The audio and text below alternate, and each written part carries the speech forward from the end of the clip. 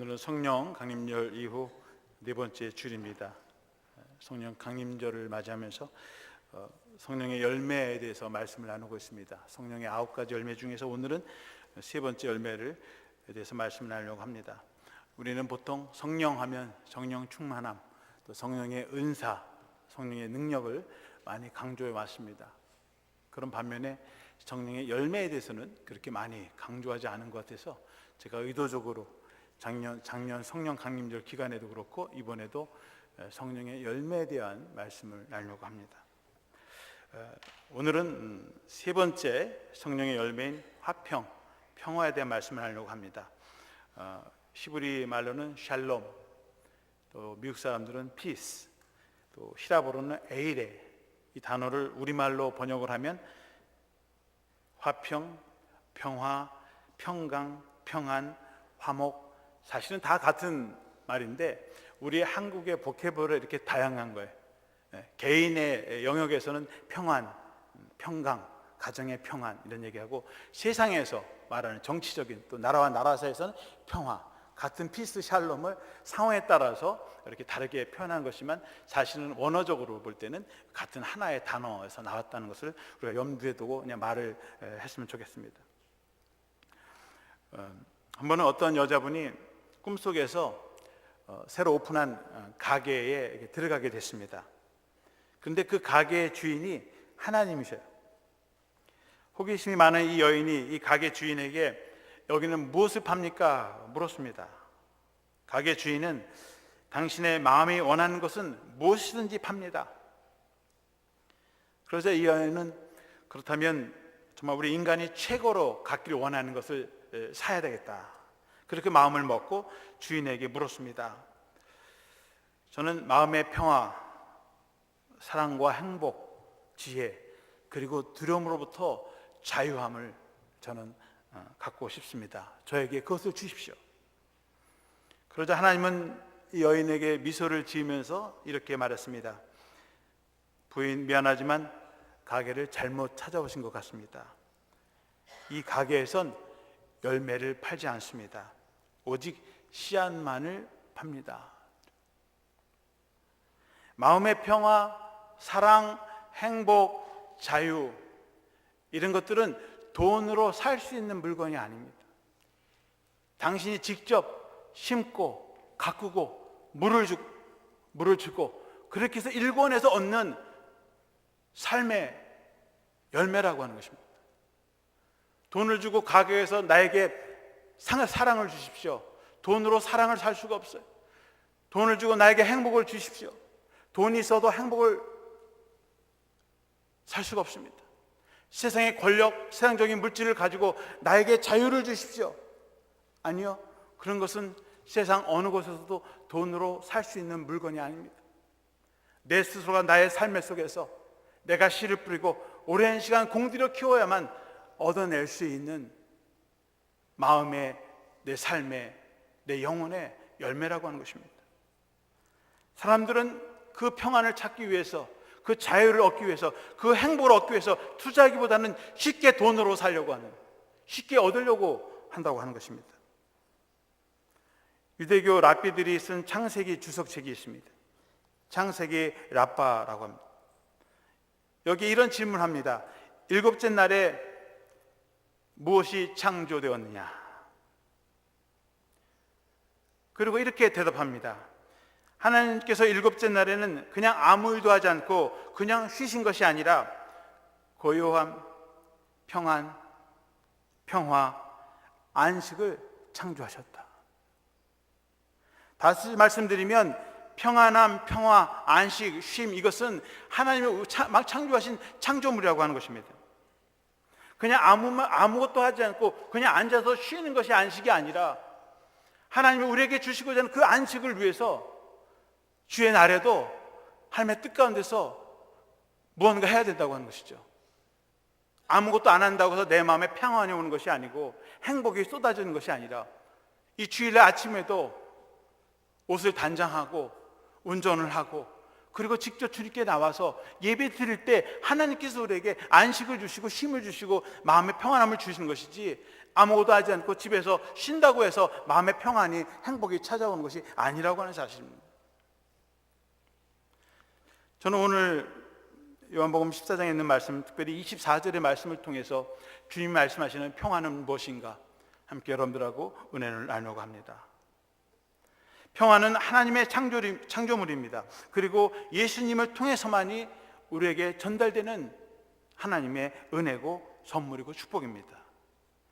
진정한 평안은 주님으로부터, 예수 그리스도로부터 나옵니다. 27절 상반절에 보시면 평안을 너에게 끼치노니 곧 나의 평안을 너에게 주노라.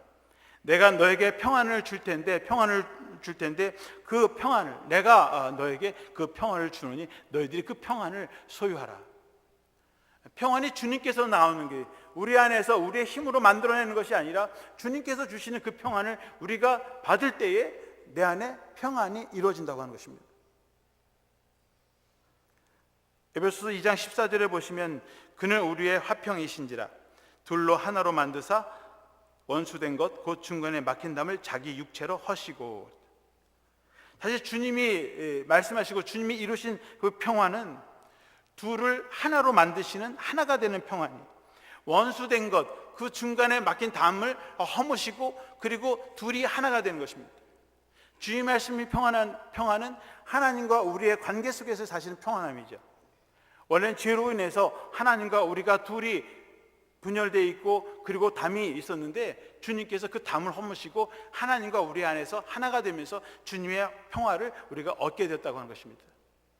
그 평안함은 예수 그리스도라고 하는, 예수 그리스도께서 자신의 몸을 십자가에 달려내어 주심으로 말미암아 우리의 죄를 대속하시고 하나님과 우리의 관계가 회복되는, 하나님과 우리 관계 속에서의 평화를 말하는 것입니다. 그 평안함, 또 그 평안함은 끝나는 것이 아니라 그 하나님의 평화를 이룬 우리들이 다른 사람들과 맡긴 담을 허물고 우리들이 평화의 사도로서 피스메이커가 돼서 평화를 만드는 그런 평안을 말하는 것입니다. 뉴욕 맨하탄에 가시면 여러분들 잘 아는 월스트리트이 있습니다. 지금은 세계 금융업계를 좌우하는 은행들, 또 증권가들이 거기에 있습니다. 냉전 시대 이후에 신냉정 시대를 이끌어가는 그런 곳입니다. 길 이름이 월스트리트이요, 담이 있는 거리다. 이 월스트리트는 본래 이제 네덜란드 사람들이 이 맨하탄에 이주해왔고 네덜란드 사람들이 이 맨하탄에 살면서 인디안들에게 그 맨하탄 땅을 아주 헐값으로 샀습니다. 그래서 이 인디안 사람들이 네덜란드 사람들에게 그냥 거저 주다시피 팔았어요. 그리고 인디안들이 거길 떠났습니다. 그런데 얼마 후에 보니까 이 땅이 너무나 좋은 땅이고 후회를 하고 억울해서 말이죠, 안 되겠다. 그래서 다시 인디안들이, 네덜란드 사람들이 와서 우리 이거 다시 계약 허뭅시다. 그리고 우리가 돈을 다시 줄 테니까 다시 맨하탄 땅을 우리에게 주십시오. 네덜란드 사람들이 아무리 인디안 사람들이 달라고 해도 안 된다. 이 좋은 땅을 우리가 샀는데 왜 너희들에게 주느냐. 그래서 네덜란드 사람들이 거절했습니다. 인디안들이 화가 났어요. 우리 조상 때부터 대대로 온 땅을 헐값에 파니 얼마나 안타깝습니까? 안 되겠다 싶어서 인디안들이 맨하탄을 다시 뺏기 위해서 쳐들어왔습니다. 그리고 네덜란드들이 그 인디안들을 막기 위해서 방어선을, 벽을 쌓았는데 바로 그것이 월스트리트예요. 인디안은 과거 주상들이 살아왔던 그 땅을 차지하기 위해서 전쟁을 벌였고, 그리고 새로운 땅을 차지한 네덜란드는 자기의 땅을 보호하고 지키기 위해서 벽을 쌓았습니다. 그것이 월스트리트입니다. 그래서 이 월스트리트는 그 이후로도 계속해서 가진 자와 가지지 못한 자, 정치적인 이슈 때마다 테러가 일어나고 그리고 데모를 하고 많은 사람들이 죽고 죽이는 그런 전쟁터가 됐어요. 지금도 가진 자와 가지지 못한 자를 갈라놓는 그러한 경제적인 장벽이 되고 말았습니다. 부의 상징, 가진 자의 상징이 되었어요. 세상의 모든 권력을 가지고 있는 자본주의의 모든 자본가들이 거기에 있는 그런 장벽이 설치되었습니다. 사람들은 자신들의 이 욕심을 채우기 위해서 자기 나름대로의 방어벽을 설치합니다. 누구든지 그 방어벽을 뚫고 들어오면 가만히 있지 않죠. 거기에는 전쟁이 일어나고 테러가 발생하고 폭력이 일어나게 되는 것입니다. 그러나 주님은 이 세상에 오셔서 그러한 벽, 사랑과 사람의 장벽을 허무시고 하나님과 우리의 놓여져 있는 죄의 벽을 허무시기 위해서 오셔서 우리에게 그 평화를 주시려고 찾아오신 것입니다. 오늘 이 주님께서 내가 너에게 평안을 주노라 하신 이 말씀할 때 제자들의 마음의 상태는 말 그대로 평안하지 못했어요.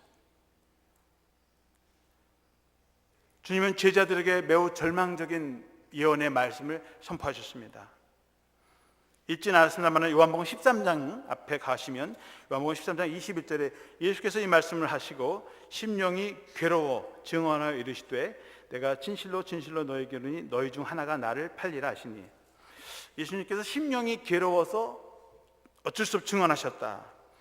예수님이 마음이 이렇게 괴로워, 심중이 괴로웠다고 하는 표현이 이렇게 많지 않고, 겟세마네 동산에서 내 마음이 괴롭고 죽을 지경이다, 그런 죽음의 상태에서만 말씀하셨지 평소에 내가 좀 괴롭고 힘들다 그런 표현을 한 적이 없어요. 근데 요한은 이 말씀하실 때 예수님을 보면서 굉장히 고민하시고 괴로워하시면서 내 말을 내가 이런 얘기를 해도 되나 안 되나 그런 고민 가운데서 말씀하신 것이에요. 그게 뭐냐면 너희 중 하나가 나를 팔 것이다. 제자들에게 매우 충격적인 이야기입니다. 지난 3년 동안 정말 누구보다 열심히 목숨을 걸고 따라와서 같이 죽고 같이 살자고 하는 그런 동료의 동지의식, 하나님의 비전을 똘똘 뭉쳤는데 그 중에 자기 중에 누구 하나가 예수님을 배반하고 판다고 하는 거예요. 누군지는 모르지만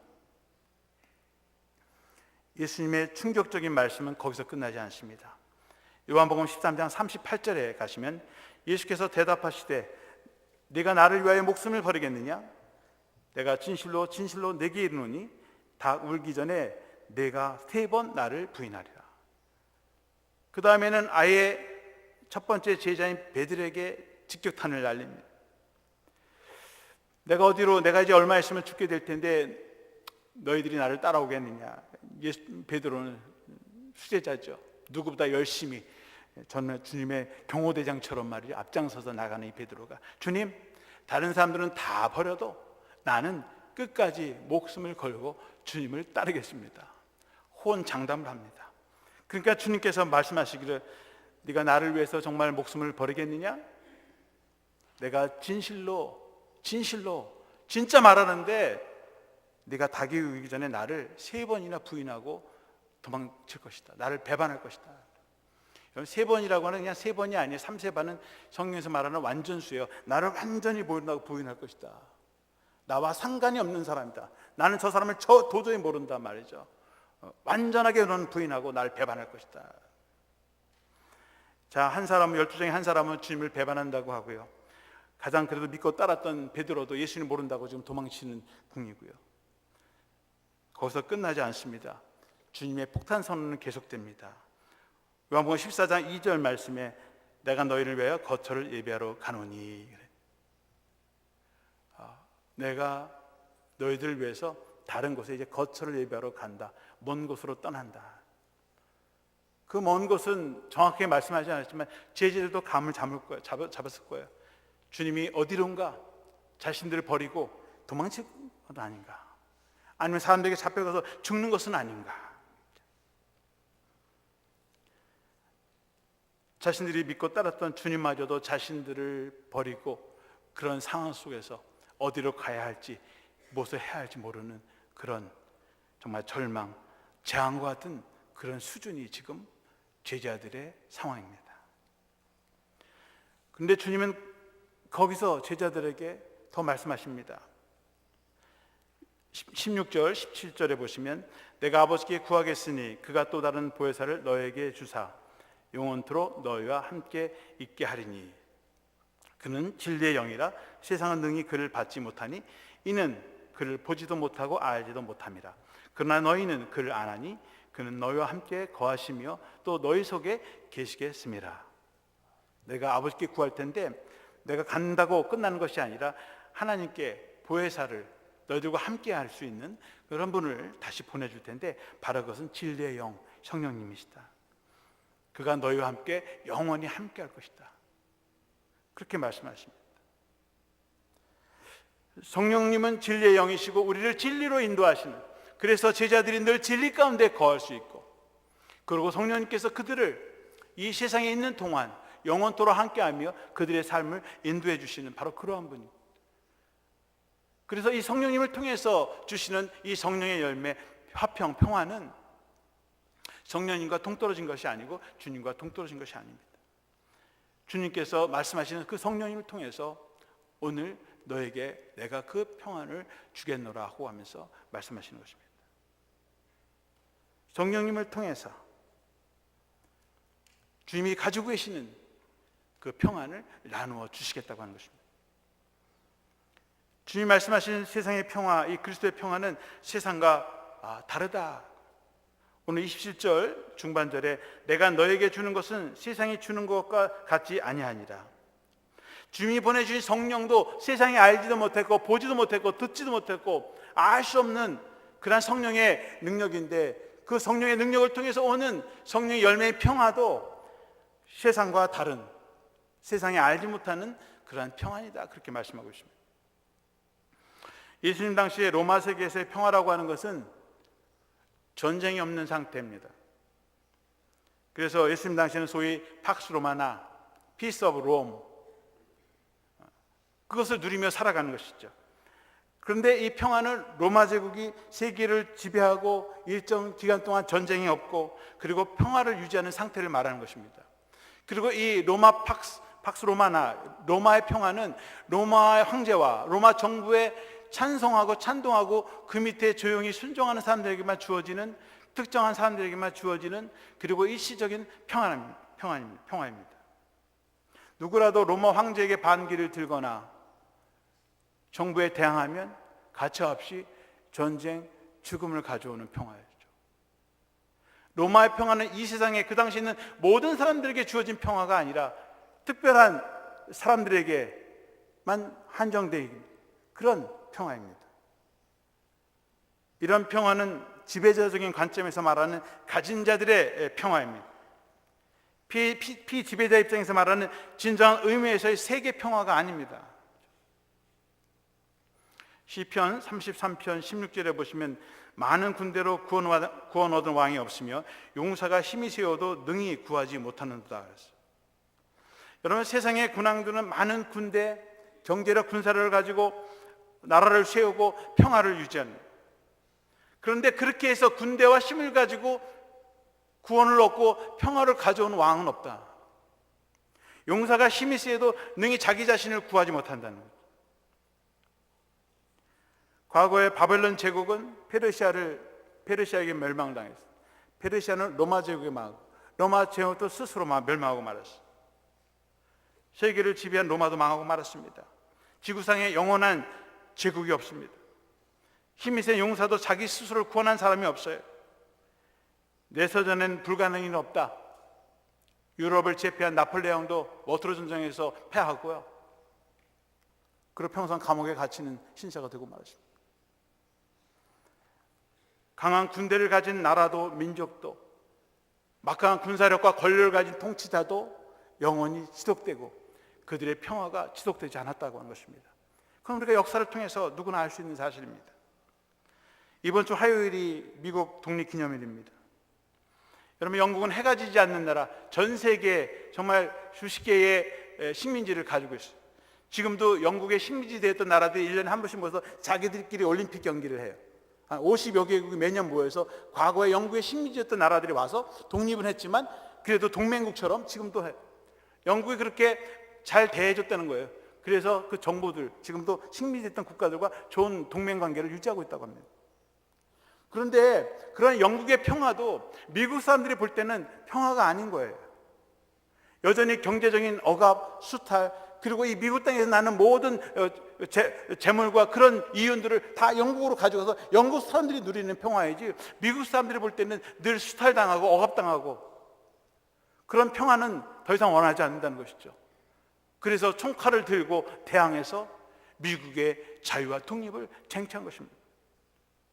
아무리 다른 나라 식민지에게 잘 인정을 베풀어주고 평등하게 산다고 해도 가진 자들 지배 계급의 제국주의의 평화이지 식민지 지배를 당한 사람의 평화가 아닙니다.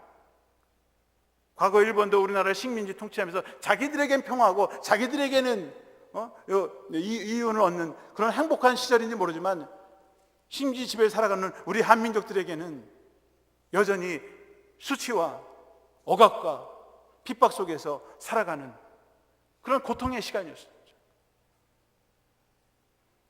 세상에서 말하는 평화는 일시적이고 특정된 사람 또 특정된 민족에게만 제한된 그런 평화입니다. 마태복음 10장 34절에 보시면 내가 세상에 화평을 주러 온 줄로 생각하지 마라. 화평이 아니여 검을 주러 왔노라.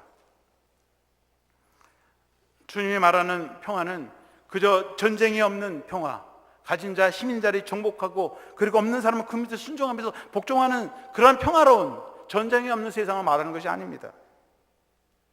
하나님의 나라, 하나님이 원하신 평화를 위해서는 때로는 검을 들일 때도 있다고 하는 것입니다.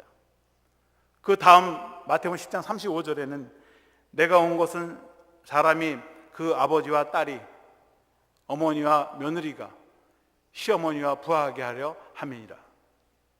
사람이 원수가 자기 집안 식구라. 전쟁이 없는 것이 평화가 아닙니다. 때로는 주님의 평화를 모든 사람이 공유하기 위해서 때로는 가족 식구들도 원수가 되고 그 평화를 쟁취하기 위해서 싸우는 원수가 될 수 있다는 거죠. 단순히 집안에 불화가 없는 가정이 평화로운 가정이 아니라고 하는 것입니다. 거기에 정말 하나님이 원하시는 모든 사람이 공유할 수 있는 평화와 평안이 공존하고 있느냐. 검을 주러 왔다고 하는 것은 뭐 하나님의 평화를 위해서 그런 뭐 무력으로 정복해야 된다 그런 의미가 아닙니다. 때때로는 그러한 평화를 함께 누리기 위해서는 검을 잡을 수밖에 없고 주님이 말하시는 원하는 평화로운 세상은 단지 세상의 검으로 이룰 수 있는 그런 세상적인 평화가 아니라고 하는 것을 말씀해 주고 있는 것입니다. 주님을 잡으러 올 때 베드로는 검을 들어서 상대방의 귀를 쳤을 때 주님께서는 검을 든 자는 검으로 망한다. 그 검이 주님이 원하는 평화를 위해서 쓰는 검이라고 하면 it's okay. 근데 그것이 아니라면 그 검을 당장 내려놓아라. 그렇죠? 단순히 검을 통해서 만드는 평화를 말하는 것이 아닙니다. 주님이 원하는 평화는 이 세상의 평화와 주님의 평화가 다르다고 하는 것입니다. 저는 이 세상에는 적어도 두 가지 종류의 평화가 있다고 생각합니다. 이 세상에서의 평화는 겉으로는 조용하지만 평화로워 보이지만 그 안쪽에는 썩어 골마있는 평안의 상태일 수가 있습니다. 겉으로 볼 때는 어떤 가정이 굉장히 행복해 보여요. 부부도 굉장히 다정해 보여요. 자녀들도 굉장히 좋아 보이고 행복해 보여요. 그런데 그 안을 들여다보면 관계가 다 망가지고 서로 사랑하지 못하고 행복하지 못하고 그저 쇼윈도에 진열되어 있는 상품처럼 그 가정이 외부에서 볼 때는 굉장히 화려하고 아름다워 보이는데 실제로 그 안에는 그렇지 않다고 하는 것입니다. 우리 기독교의 가정이 교회의 평화가 세상 사람 볼 때 다른 사람이 볼 때 겉으로 보여지는 그런 평화가 진정한 평화가 아니라고 하는 것입니다. 또 다른 세상의 평화는 현실 도피적인 평안일 수도 있습니다. 평안을 얻기 위해서 담을 쌓아요. 그래서 교제하지 않습니다. 그리고 다른 사람들과 떨어져 삽니다. 아무도 침범하지 못하도록 자기만의 성을 쌓는 종교도 그런 종교가 있어요. 예를 들면 불교도 그렇습니다. 세상을 떠나서 자기만의 피안의 세계에서 도를 닦으면서 마음의 평안을 닦는 것입니다. 사람들을 힘들게 만들고 괴롭게 만들고 고통을 주는 것이 또 번민하게 만드는 것이 사람의 마음이에요. 그러니까 이 마음을 평안을 얻기 위해서 자기 내에 있는 모든 근심 걱정들을 다 떨쳐버리는 거예요. 그래서 자기를 비우는 거죠. 그래서 무아지경을 경험하는 것입니다. 속세와 인연 관계를 다 끊습니다. 가족도 사랑하는 아내도 끊고 남편도 끊고 자식들도 끊고 친구들을 끊고 세상의 모든 걸 끊고 자기만의 피안의 세계에서 면벽수도하면서 평화를 추구하는 것입니다. 정말 그렇게 하면 마음의 평안이 얻어지는 것일까? 세상의 평화가 이루어지는 것일까? 그럼 우리는 다 같이 절로 들어가든가 아니면 다 자기 걸 끊고 심지어 목숨까지 끊으면 세상에 다 평화가 올 것입니다. 평생 동안 무소유의 법칙을 살면서 실천하시면서 얼마 전에 돌아가신 법정 스님께서 글을 쓰셨어요. 돌아가시기 얼마 전까지 쓰신 글 속에 이런 내용이 있습니다. 자신이 평생 동안 무소유의 법칙을 가지고 살아왔는데 죽음의 시간이 다가오면서 이제 죽을 준비를 하면서 하나하나씩 다 내려놓는다는 거예요. 그런데 여전히 자기 마음 가운데 포기하지 못하는 것이 하나 있다. 그게 뭐냐면 늘 아침 저녁으로 마시는 찻잔이 있는데 그 찻잔이 너무 애착이 간다. 이게 참 솔직한 고백인 것 같아요. 평생 옷 한 벌로 살아왔고 음식을 먹어도 딸이 봉양을 하면서 매일매일 하루에 50g이면 50g, 100g, 100g 쌀, 콩 해가지고 매일 그렇게 먹고 40여 년, 50년을 평생 그렇게 도를 닦으며 살아왔는데 자기가 가장 아끼고 좋아하는 찻잔을 떨쳐버릴 수가 없다. 어떤 분이 선물로 만들어 주셨는데요, 이 토기로 만들었습니다. 백자도 아니고 청자도 아니에요. 그냥 울퉁불퉁하게 만들었는데 너무나 자연스럽고 손에 잡으면 아주 손에 딱 이렇게 잡히는, 그게 너무 참 좋다, 마음에 들어서 늘 그 차를 마시면서 마음의 수양을 하는데, 마음은 수양이 됐는데 이 찻잔에 대한 애착은 여전히 남아있다 그런 거죠. 인간이 아무리 떨쳐버린다고 해도 우리의 마음을 이 세상으로부터 떨쳐버릴 수 없다고 하는 것이 그분의 고백입니다. 여러분, 예수님이 말씀하신 평화는 자신 앞에 있는 문제들을 못 본 척하고 외면하거나 혹은 담을 쌓고 피하고 자기만에 있는 그런 평화가 아니라고 하는 것입니다. 배가 아플 때 진통제를 먹으면 잠시 통증을 없앨 수 있어요. 그런데 뱃속에 있는 암덩어리는 진통제를 먹는다고 해서 해결되는 것이 아닙니다. 그 순간적으로 일시적으로는 통증에서 해방될 수 있지만 그 약발이 떨어지면 그 통증을 다시 느끼게 된다고 하는 것입니다. 그래서 치료를 받아야 되죠. 그 근본적인 뿌리를 없애기 위해서 방사선 치료를 받든 아니면 메스를 칼로 배를 갈라서라도 그 암덩어리를 제거해야만 그 근본적인 원인이 해결되고, 비록 일시적으로는 아플 수 있고 일시적으로는 통증을 느낄 수 있지만 다시는 그 질병으로 고통당하지 않도록 완전한 치료함이 필요하다고 하는 것입니다. 주님께서 우리에게 주시는 평안함은 그저 아플 때 잠시 먹는 타이레놀 같은 진통제의 평안함이 아니라는 거예요. 저 가끔 우리 여름에 선교를 가는데 어느 우리 의사 선생님이 그래요. 선교 가시죠. 목사님, 저도 가서 할 게 없습니다. 그 아픈 사람들에게 타이레놀을 주면서, 타이레놀은 일시적인 진통제인데 수술을 해야 되는데 수술은 하지 못하고 일시적인 진통제 주면서 그게 마치 난 것처럼 약을 주는 제 양심의 가책이 돼서 제가 그 약을 줄 수가 없습니다. 저는 솔직한 고백이라고 생각해요. 잠시 한두 시간 통증을 멈추기 위해서 마치 이게 치료약인 것처럼 주면서 그 사람은 그거 받아들고 야, 나 치료받았다 기쁨으로 돌아가는데 그 사람이 진정한 평안이 있을까요? 그 병, 물론 위로는 되겠죠. 잠시 동안의 고통으로부터 자유함을 얻을 수 있겠죠. 주님이 주시는 평안함은 여러분 예배 드리고 은혜 받고 야 좋다, 그리고 하루가 지나면 여전히 펼쳐져 있는 그 문제 앞에서 처절하게 쓰러져가는 그런 평안함이 아니라고 하는 것입니다. 예수님의 평안은 일시적인 효과를 가져오는 진통제가 아니라 우리의 상황, 환경을 이겨낼 수 있는 치료제, 지속적으로 영원한 평안함인 줄 믿습니다. 그래서 주님은 제자들에게 이렇게 말합니다. 너희는 마음에 근심하지도 말고 두려워하지도 말라. 이런 평안은 그냥 저절로 오는 것이 아니죠.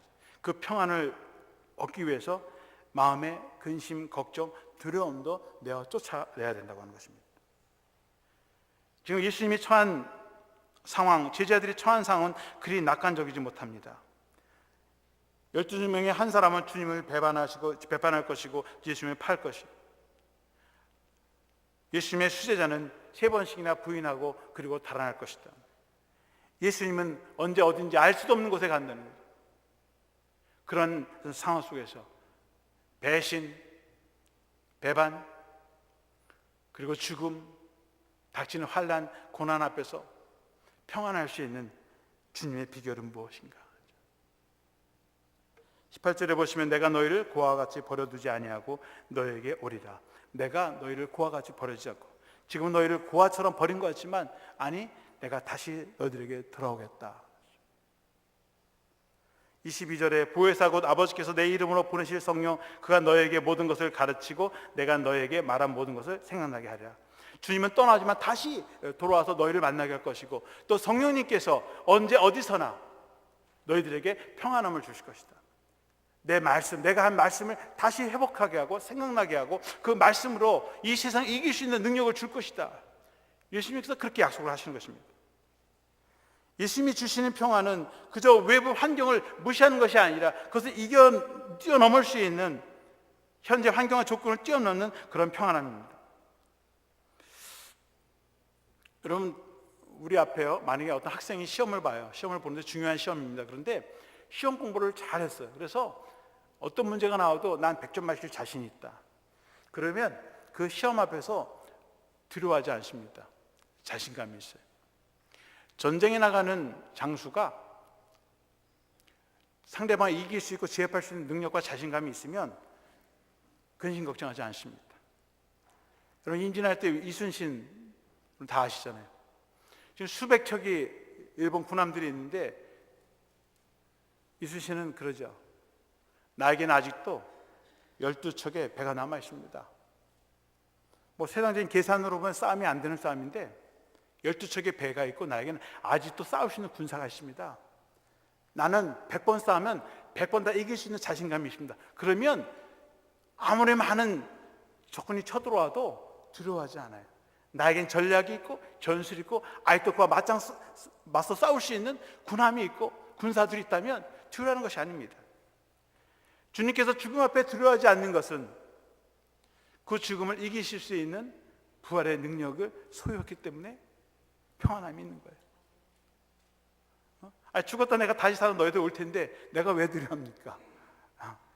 이미 다 이겼다고 하는 소망이 있고 능력이 있는데, 지금 큰 질병을 가지고 있어도 내가 수술해서 나면 이전처럼 건강해질 수 있는데 내가 왜 수술받는 것을 두려워합니까? 근데 어린아이들은 두려워해요. 예방주사 맞으면 두려워해요. 엄마는 아파 죽겠어. 겁나. 바늘불기 겁나.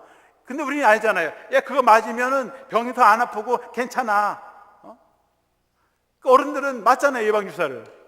근데 아이들은 못 맞아요. 왜? 그거 아프니까. 우리가 믿는 평안함은 바로 그러한 평안함입니다.